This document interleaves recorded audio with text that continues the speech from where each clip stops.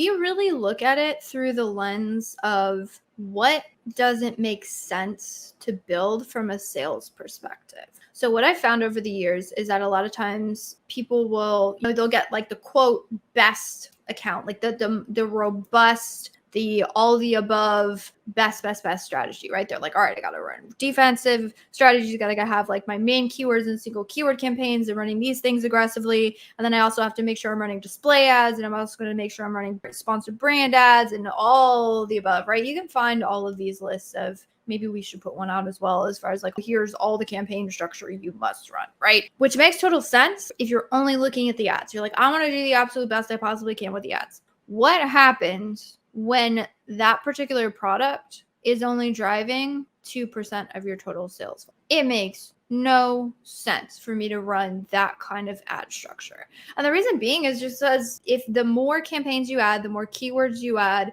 the more ad types you add, the more ad spend you are going to have on that particular product. So how we would run it is we start in sponsored product ads. I think I just put out a video clip today on LinkedIn of like, I don't care how big of an ad account you have. I don't care how big your ad spend is. If you're spending 10K, if you're spending 20K, 100K, even $1 million, the majority of your ad spend is always going to be in sponsored products. I don't see that changing. And in fact, fun fact, all of the accounts that I've seen where those ratios, they're spending more in sponsored brand ads than they are in sponsored product ads, like 70, I think all the audits I did, it was like 75%